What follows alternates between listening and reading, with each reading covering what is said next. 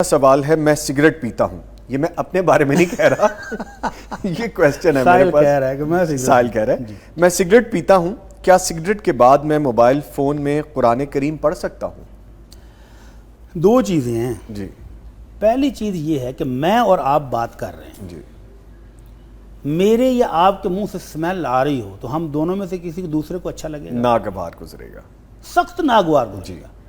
اور اگر ہم میں سے، ہم تو چلو بھائی ہیں، دوست ہیں، ہم میں سے کوئی ایک باس ہو اور دوسرا ورکر ہو، باس کے سامنے آپ سگریٹ کو اس کے پاؤں کے نیچے مسل کے تو شروع ہو جائیں باتیں کرنی، گوارا کرے گا باس؟ بالکل نہیں۔ وہ دو جاڑیں پلا کے تو دفتر سے کہے گا گیٹ آؤٹ۔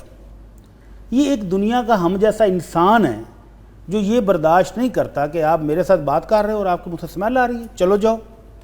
اور جب رب العالمین کی کلام پڑھنے لگیں، جب عرش والے کے ساتھ باتیں کرنے لگیں، جب اپنے خالق اور مالک سے باتیں کرنے لگیں، اس وقت منہ سے سمیل آ رہی ہو، قابل قبول ہے؟ بالکل نہیں، بالکل نہیں۔ تو ان بھائی صاحب کو چاہیے کہ جب قرآن مجید کی تلاوت کرنے لگیں تو اچھی طرح برش کریں، مسواک کریں، کلی کریں، کوئی لاچی چبا لیں تاکہ منہ سے گندی سمیل ختم ہو جائے، پھر اللہ کی کلام کو پڑھیں جزاک اللہ، تو کیسا فائدہ ہوگا۔ جزاک اللہ۔ اور نبی کریم صلی اللہ علیہ وسلم نے تو ایک فرمان علی میں فرمایا، آپ نے کہا کہ جو شخص رات کو اٹھے اور تہجد پڑھنے لگے فَلْيَسْتَقْ، وہ سوئے ہوئے منہ میں کوئی سمیل پیدا ہوگی تو پہلے مسواک کرے، اور اس کے بعد جب وہ نماز میں کھڑا ہو کر قرآن مجید کی تلاوت کرے گا تو ایک فرشتہ، اللہ کا نورانی فرشتہ، اور فرشتے اللہ کی اجازت کے بغیر کوئی کام نہیں کرتے، وہ اس پڑھنے والے کے منہ کے ساتھ منہ لگا کے کھڑا ہو جاتا ہے، اور یہ جو لفظ پڑھتا ہے وہ سیدھا فرشتے کے منہ میں جاتا ہے۔ سبحان اللہ، سبحان اللہ۔ اور فرشتے نورانی مخلوق وہ بری جگہ پر نہیں کھڑے ہوتے۔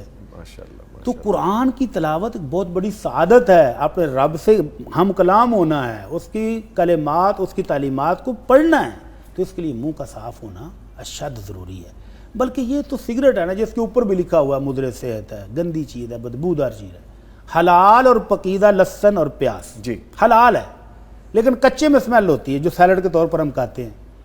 تو نبی کریم صلی اللہ علیہ وسلم نے حکم دیا کہ جس نے یہ چیز کھائی ہو، لہسن یا پیاز، فلا یقربن مسجدنا، تو وہ یہ کھا کے جب منہ میں اسمیل آ رہی ہو تو پھر وہ مسجد میں داخل نہ ہو۔ اللہ، فرض نماز سے روک دیا اس کو کہ فرشتوں کو تکلیف ہوگی، نمازیوں کو تکلیف ہوگی، تو یہ گھر میں بیٹھا رہے جب تک یہ اسمیل ختم نہیں ہوتی۔ تو اس کو پکا کے کھائیں، اور اگر کچا کھایا تو اس کو برش کر کے، مسواک کر کے، الائچی کھا کے منہ کو صاف کر کے جائے۔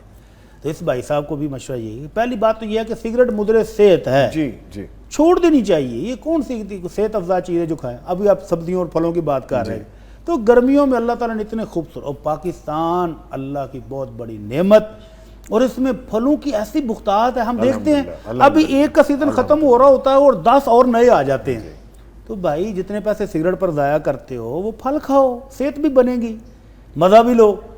تو پھل کھانے چاہیے اور سگریٹ کو چھوڑ دینا چاہیے، اور اگر آپ عادی ہیں تو آہستہ آہستہ چھوڑیں، لیکن قرآن کی تلاوت سے پہلے منہ کو لازمی صاف کر لیں۔ ٹھیک ہے۔ اچھا بھٹی صاحب، میں اکثر سوچتا ہوں کہ جب ہم اللہ کے کلام کا ذکر کرتے ہیں، اللہ سے گفتگو کرنے کا ذکر کرتے ہیں، تو کیا ہمارا وہ ذہنی طور پہ کیا کچھ گڑبڑ ہو جاتا ہے معاملہ کہ ہمیں پتہ نہیں چلتا کہ ہم کس سے کلام کر رہے ہیں، کس کے دربار میں قاری صاحب حاضری دے رہے ہیں، اور ہمارے منہ سے ناگوار بدبو اور اسمیل آ رہی ہے۔ دنیا کے لیے ہم نے کتنے مینرز بنائے ہوئے ہیں، پروٹوکول بنائے ہوئے ہیں، ہاں جی، تو یہاں پر آ کر وہ ہمارے پروٹوکول مینرز کہاں جاتے ہیں؟ کدھر جاتے ہیں؟